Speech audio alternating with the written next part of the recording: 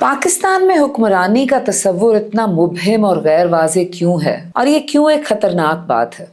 हम एक nuclear power हैं, लेकिन फिर भी हमारे यहाँ पे गुर्बत बढ़ती जा रही है, बेरोजगारी बढ़ती जा रही है, बच्चे स्कूलों से बाहर हैं, सिक्योरिटी के खतरे बढ़ रहे हैं, गैर मुल्की कंपनियां और गैर मुल्की सरमायादारी हमारे मुल्क को छोड़ के जा रही है। ये सब कोई हादसा नहीं है। ये तब होता है जब हुक्मरानी सिर्फ एक नारा बन के रह जाए और उसको निज़ाम की तरह हमारे अपने शहरी ना समझें। जब हम लोग सिर्फ हुक्मरानी के लफ्ज़ को सुने तो हमारा दिल कुछ हट सा जाता है। हमें लगता है हुक्मरानी का ये तस्वुर या गवर्नेंस जो है ये किसी और के लिए बात है, ये कोई मुश्किल चीज़ है, ये कोई बेमानी लफ्ज़ है, इसका हमारी जिंदगियों से कोई ताल्लुक नहीं है। गवर्नेंस या हुक्मरानी हमारी जिंदगियों में बिल्कुल उसका कोई अमल दखल नहीं है। लेकिन ये एक बहुत खतरनाक बात है और ये हुक्मरानी को समझना कुछ मुश्किल नहीं है। चले मैं आपको बताती हूँ कि हुक्मरानी या गवर्नेंस है क्या। गवर्नेंस ये है कि क्या आपका बच्चा या क्या बच्चे पाकिस्तान के स्कूल जाते हैं, क्या हमारे यहाँ नौजवानों को नौकरी मिलती है,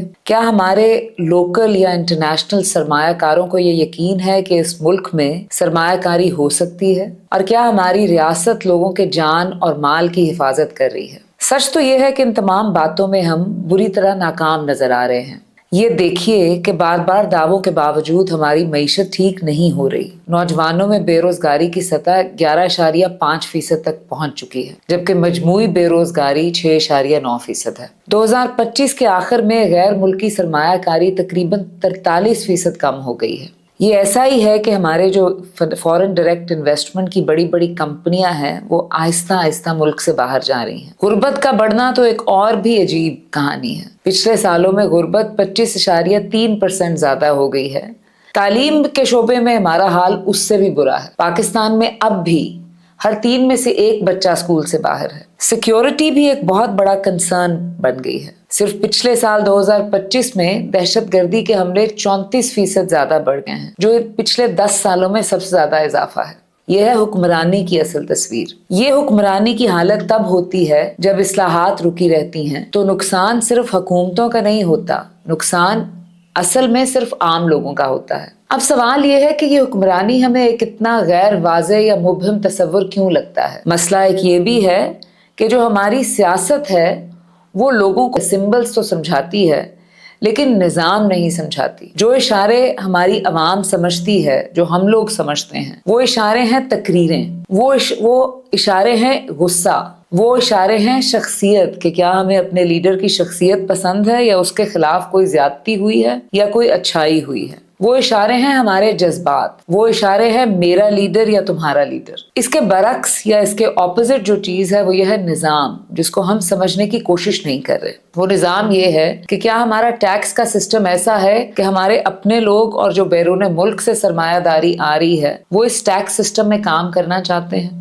क्या हम ये देखना चाहते हैं कि जो हमारी पॉलिसियां हैं वो कैसे बन रही हैं और वो हमें कैसे अफेक्ट कर रही हैं, हमारी जिंदगियों में वो कैसे असरअंदाज हो रही हैं, हमारे मुल्क में तवानाई की जो पॉलिसी है वो कैसे चल रही है, पुलिस और अदालतें कैसे चल रही हैं, तालीम का क्या सिस्टम है, क्या हमें फेडरल और प्रोविंशियल सिस्टम्स के बाद लोकल गवर्नमेंट्स की भी जरूरत है, क्या हमारी सिविल सर्विस के अंदर जो हमारी पॉलिटिसाइजेशन है या जो पॉलिटिकल इंट्रूजन है वो कम हो गई है या ज्यादा हो गई है। ये समझने की जरूरत है कि जब तक ये निज़ाम हमें, मुझे और आपको बोरिंग लगेगा तब तक हम इसमें कोई तरजीह नहीं देंगे, इसको समझेंगे नहीं।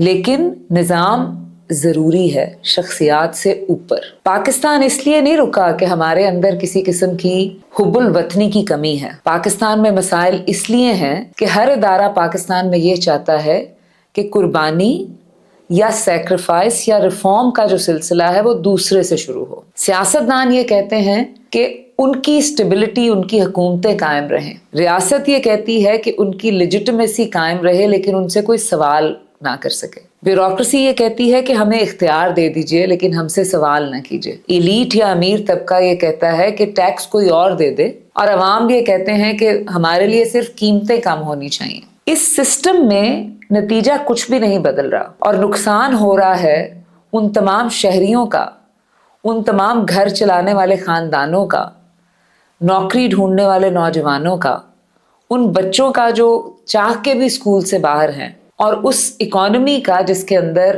पाकिस्तानी शहरी बुरी तरह पिस रहे हैं। मेरी अर्ज है कि अगर हमें पाकिस्तान बदलना है तो ये चीज़ समझनी होगी कि हमें अवाम को हुकूमत से हर वक्त सवाल करना होगा, पार्लियामेंट से सवाल करना होगा, इदारों से सवाल करना होगा कि आपने ऐसी कौन सी पॉलिसी बनाई जिससे हम लोगों का फायदा हुआ, आपने कौन सा कानून पास किया जिससे अवाम के हालात बदले, आपने क्या डिलीवर किया और आप किस में नाकाम हुए, आपने जो वादे किए थे वो वादे आपने निभाए या वो वादे सिर्फ एक नारे की हद तक रहे, आपके वादों से कुछ मुल्क में बदला या एक हेडलाइन बन गई, एक अखबार की सुर्खी और एक शो, क्या इससे ज्यादा भी आपने कुछ डिलीवर किया? जब तक हम ये सवाल नहीं पूछेंगे तब तक हमारे ये मसाइल रहेंगे कि हम सिर्फ एक मोहब्बत की लेवल पर किसी को पसंद या नापसंद करेंगे, अपने लीडर्स को, और हम अपनी रियासत, उसका सिस्टम,